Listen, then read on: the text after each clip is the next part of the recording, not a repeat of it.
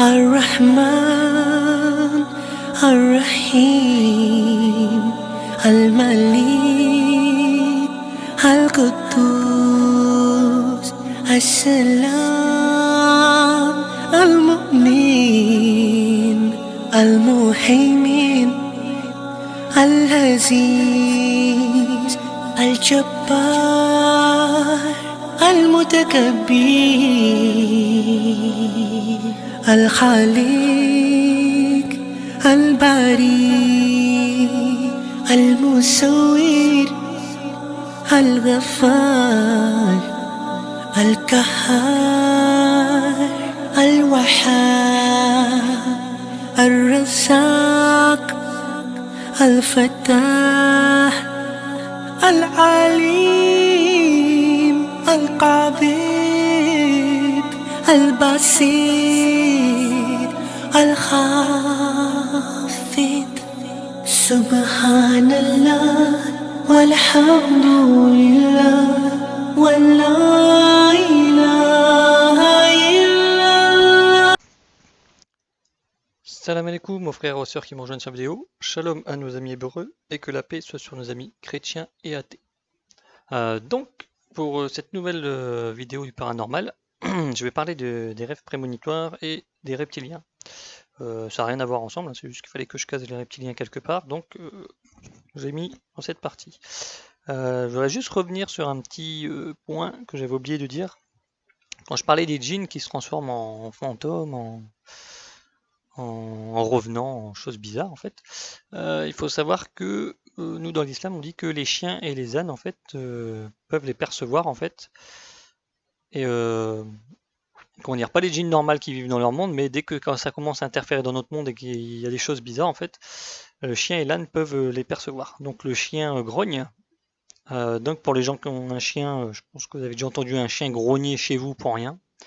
Il se met à grogner et bon ça va pas, il est prêt. Et vous voyez que le chien il sent quelque chose de louche, mais il n'y a rien, à part vous le chien. Donc ça quand ça arrive, ça veut dire que ben, lui il a perçu quelque chose que vous ne percevez pas. Et l'âne aussi, l'âne quand il commence à braire aussi bien la journée que la nuit, c'est parce que lui il ressent aussi ces créatures là en fait. Donc en fait en gros Dieu a mis les chiens et l'âne comme une sorte d'alarme pour nous prévenir. Parce que quand on les entend, il faut se réfugier auprès de Dieu en fait. Ouais, la phrase que je vous avais dit, Aoudou billahi minash shaitanir rajim, en fait, quand on entend le chien rouler pour rien ou l'âne braire, il faut dire cette phrase-là. Parce qu'ils sont, ces créatures maléfiques, parce que là on parle vraiment des créatures qui sont méchantes, ils sont en mouvement en fait. Donc on ne sait pas qui est-ce qu'ils visent ou qu'est-ce qu'ils font, mais c'est-à-dire qu'ils sont en mouvement.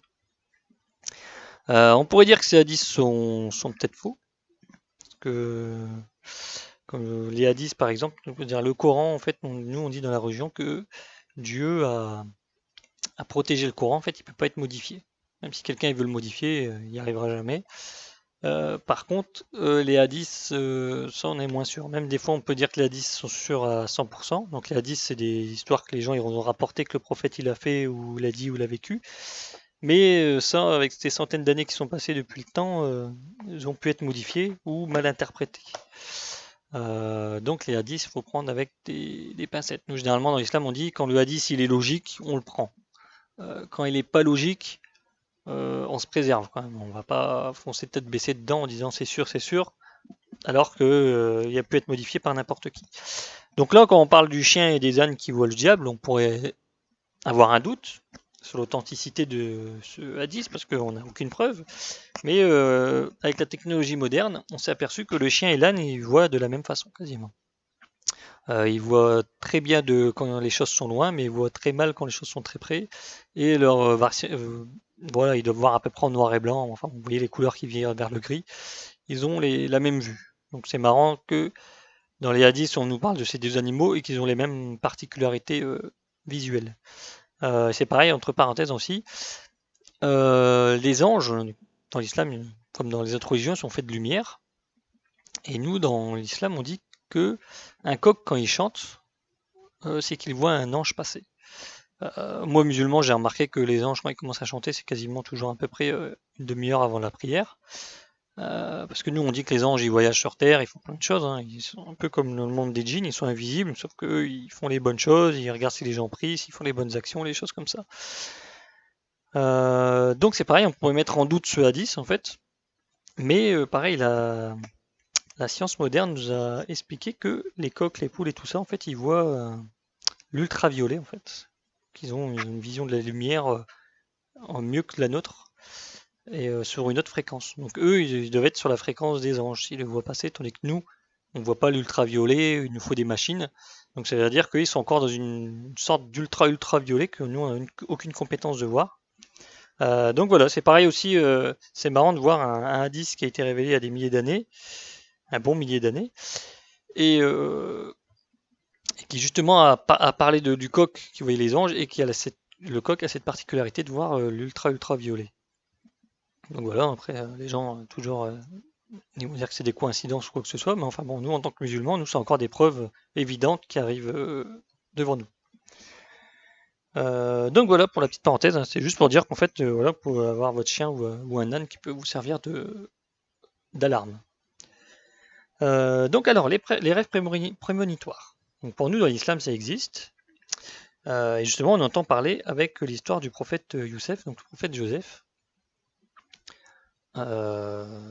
qui lui, donc, il a eu un rêve prémonitoire.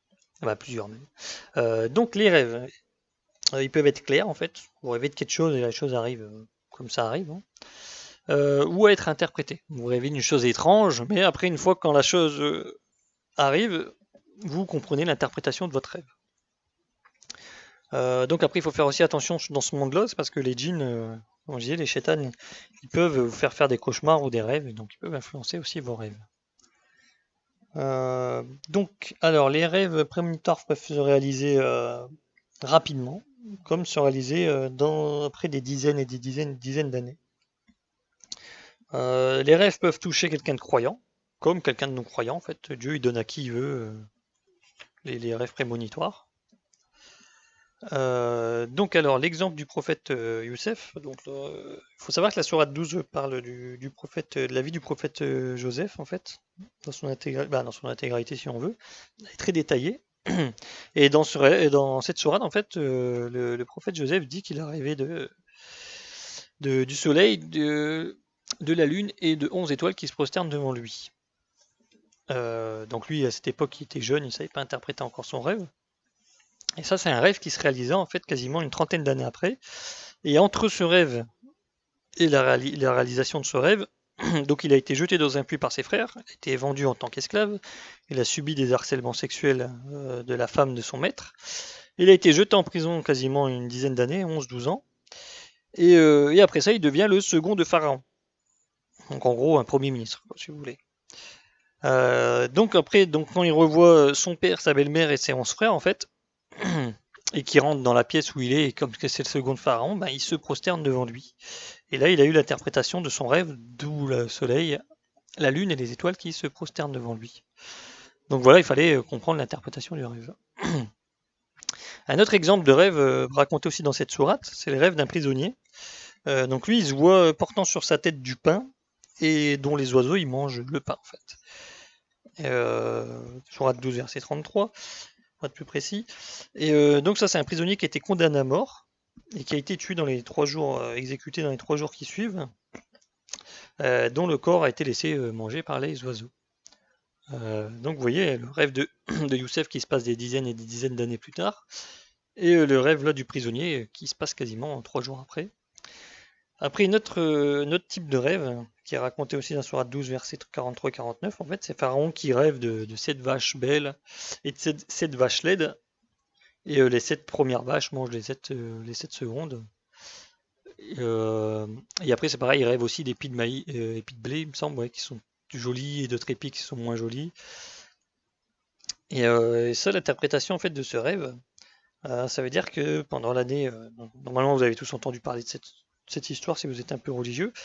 Donc après, il faut savoir qu'au cours des 7 années qui arrivent, ils vont avoir plein à manger, il y aura une bonne récolte, et que les 7 années qui vont suivre après ces 7 années de bonne récolte, ça sera cette année de famine, mauvaise récolte.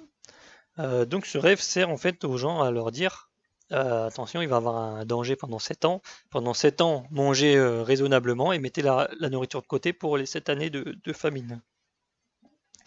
Ce qui donna aussi qui fasse que l'Égypte devienne une superpuissance, hein, parce que tous les autres pays étaient en famine et ils venaient acheter leur blé en Égypte. Donc l'Égypte est devenue une puissance grâce à ça. Donc là, voilà, c'est une prédiction de rêve aussi qui est expliquée sur 14 ans de vie, parce que quand le pharaon rêve, c'est sur l'année qui commence en fait, qui est dedans, jusqu'à la fin des 7 mauvaises années, donc 14 ans. Donc c'est un rêve qui explique 14 ans de vie. Donc c'est une autre histoire de rêve. Donc alors, comme je disais, hein, pour nous musulmans, les rêves prémonitoires existent. Il faut savoir simplement les interpréter, hein. Donc après nous, dans l'islam, il y a certaines personnes qui sont fortes pour interpréter les rêves prémonitoires. Généralement, c'est des gens assez pieux. Il n'y a pas de cours, hein. On ne peut pas dire, tiens, si une telle personne rêve de ça, il va se passer ça. En fait, ça dépend de la personne. En fonction de la personne, même si 2 personnes font le même rêve, imaginons, peuvent avoir deux significations différentes. Donc après, voilà, bon, c'est juste pour la petite parenthèse pour dire qu'il y avait des gens un peu spécialisés dans ce domaine-là. Oui, pendant que je suis dans les rêves aussi, je profite pour vous dire que le voyage astral, vous voyez, quand vous dormez, en gros, votre âme quitte votre corps et va faire d'autres choses. Pour nous, dans l'islam, ça existe aussi. Et sur ça, je vous invite à aller voir la vidéo sur le voyage nocturne où j'en parle, je fais un bref passage. Alors, bon, les reptiliens. Alors, que dire, comment commencer? Donc c'est une théorie qui existe depuis très très longtemps. Bien avant l'ère d'Internet, hein. C'est juste qu'Internet a fait prendre un peu plus d'ampleur à la chose. Il faut savoir que le mythe des reptiliens existe depuis très très longtemps. Donc, alors certains disent que ce sont des extraterrestres qui sont venus prendre le contrôle de la Terre et ils se cachent, en fait, c'est des reptiliens qui se cachent sous l'espèce humaine. Enfin bon, il faut se dire que depuis le temps, leur conquête s'est un peu foirée parce que ça fait longtemps qu'ils sont là, les garçons. Après, d'autres personnes disent que c'est une branche de l'évolution, hein, comme les dinosaures en fait. Nous les humains, on descend du singe, on est venu comme ça, et eux ils descendent des dinosaures, ils sont venus d'une autre façon en fait. C'est notre façon de voir les choses. Et d'autres personnes, les musulmans beaucoup, disent que c'est l'union entre un djinn et un être humain. J'avais oublié de préciser dans la vidéo paranormale que un djinn peut avoir un enfant avec un humain. Ou vice versa, enfin bon. Dans tous les cas, enfin bon, les deux espèces se mélangent et on ne sait pas quelle créature ça donne. Et donc des gens disent que ça peut être ces reptiliens en fait. Nous, on pareil, dans les hadiths, on nous dit que les djinns pondent. Donc on sous-entend qu'ils pondent des œufs, un peu comme des reptiliens peuvent le faire. Et aussi, on nous dit que le diable a des cornes, un peu comme certains lézards. Donc est-ce que tous les diables ont des cornes ou juste le chef, Iblis? Ça, on ne sait pas. Mais moi, je vais vous donner une autre façon de voir les choses. Nous savons, grâce au Coran, que Dieu a transformé des hommes comment dire, certaines tribus en porcs et en singes abjects, pour leur péché.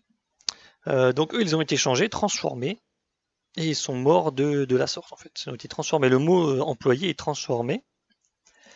Et moi, j'ai trouvé 3 hadiths en fait, parmi des milliers de hadiths, hein. J'en ai trouvé 3 qui nous parlent d'une mutation. Donc pas d'une transformation, mais d'une mutation de certains humains en lézards. Donc pour les musulmans qui regardent avec des grands yeux, parce que j'en ai déjà parlé à des musulmans, mais ils m'ont regardé avec des grands yeux, ils n'avaient jamais vu ces hadiths-là.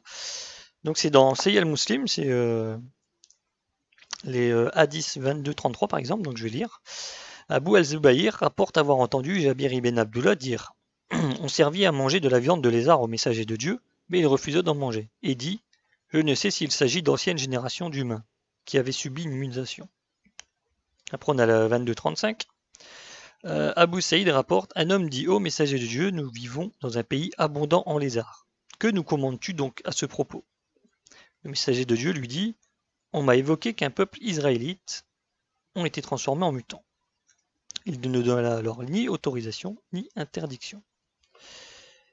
Donc après le 22-36, un autre, hein, Abu Saïd rapporte qu'un bédouin vint trouver le message de Dieu et lui dit « Je vis dans un pays plat et abondant en lézards, qui constitue la nourriture de base des miens. » Le messager de Dieu ne lui répondit pas, alors nous suggérâmes à l'homme de réitérer sa question.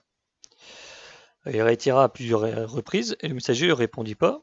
Ensuite, le messager de Dieu l'appela et lui dit: Ô Bédouin, Dieu a maudit ou a déclaré son courroux contre une certaine fraction des Israélites, qu'il muta en bêtes qui vivent sur terre. Je ne sais donc si cette bête en fait partie. C'est pourquoi je n'en mange pas. Mais je ne t'en défends pas d'en manger. Donc là, encore une fois, hein, on parle des hadiths. Donc les hadiths, comme je vous ai expliqué, on peut ne pas être sûr s'ils sont pas logiques, s'ils sont un peu étranges, de ne pas les prendre.